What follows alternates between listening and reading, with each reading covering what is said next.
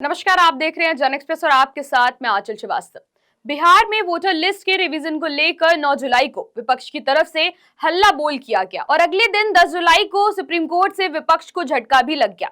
हालांकि supreme court की तरफ से वोटर लिस्ट रिवीजन को लेकर जो आदेश आया है उसमें विपक्ष के लिए एक उम्मीद भी है। चुनाव आयोग को भी अपने नियम कानूनों को सुधार करना पड़ेगा। अगर इसको विपक्ष और चुनाव के बीच चली आ रही खींचतान के नजरिए से देखा जाए तो ऐसा लगता है कि ना तुम जीतो ना हम हारे वाली स्थिति नजर आती है। मतलब विपक्ष जो पूरी तरह से वोटर रिवीजन लिस्ट के खिलाफ था उसको सुप्रीम कोर्ट से शांत करा दिया है और चुनाव आयोग जो नागरिकता पर जोर दे रहा था उसे इस बात की फटकार लगी है कि वोटर वेरिफिकेशन में आधार कार्ड को भी शामिल किया जाएगा। नागरिक का मामला गृह मंत्रालय से जुड़ा है, इसीलिए इसको साइड कर दिया जाए। अगर नागरिकता के स्तर पर ही वेरिफिकेशन किया जाना था तो इसके लिए अब देर हो चुकी है, क्योंकि बिहार के चुनाव इसी साल के आखिरी तक होने हैं। इसीलिए चुनाव आयोग के पास ज्यादा वक्त नहीं बचा है। सुप्रीम कोर्ट ने वोटर लिस्ट के रिवीजन पर पूरी तरीके से रोक लगाने से इनकार कर दिया है। सुप्रीम कोर्ट ने चुनाव आयोग से कहा है कि आधार, वोटर आईडी, राशन कार्ड को भी पहचान पत्र माना जाए।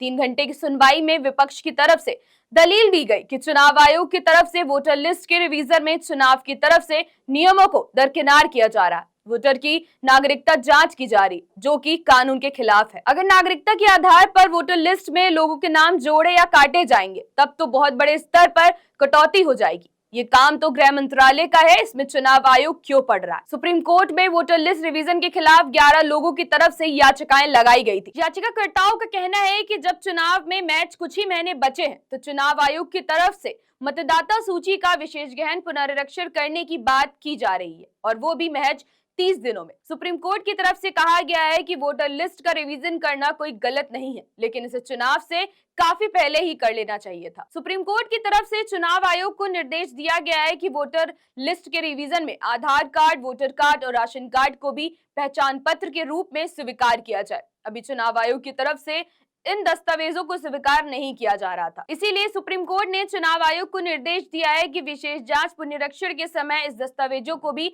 मानना पड़ेगा। सुप्रीम कोर्ट ने कहा है कि चुनाव आयोग जो वोटर लिस्ट रिवीजन कर रहा है उस पर हमें ऐतराज नहीं है, लेकिन चुनाव के कुछ समय पहले शुरू किए जाने से हमें टाइमिंग पर ऐतराज है, क्योंकि जिन्हें वोटर लिस्ट से हटाया जा सकता है उनके पास अपील करने के लिए पर्याप्त समय नहीं रहेगा। हालांकि इस पर चुनाव आयोग की तरफ से दलील दी गई है कि सुनवाई का मौका दिए बिना किसी को भी मतदाता सूची से बाहर नहीं किया जाएगा। दरअसल 24 जून को चुनाव आयोग की तरफ से निर्देश जारी किए जा चुके हैं कि हर वोटर को व्यक्तिगत गणना फॉर्म जमा करना जरूरी है। 1987 के बाद जन्मे और 1 जनवरी 2003 के बाद वोटर लिस्ट से जुड़े लोगों को बर्थ सर्टिफिकेट, पासपोर्ट या किसी एजुकेशन सर्टिफिकेट के जरिए अपनी नागरिकता का प्रमाण देना होगा। सबसे खास बात यह है कि चुनाव आयोग की तरफ से नागरिकता प्रमाणित करने के लिए जो दस्तावेज की सूची तैयार की गई है और इसी बात को लेकर विपक्ष को सबसे ज्यादा अंदेशा सता रहा है कि कई लोगों की सदस्यता जा सकती है। गांव में कई लोगों के पास पासपोर्ट और जन्म प्रमाण पत्र जैसे दस्तावेज नहीं है और अगर वोटर लिस्ट में बने रहने के लिए इस तरह के कागज मांगे जाएंगे तो नाम कटना तय है। गरीब आदमी अपनी रोजी रोटी पर ध्यान देगा या फिर वोट डालने के लिए जन्म प्रमाण पत्र और पासपोर्ट बनवाएगा। इसी के विरोध में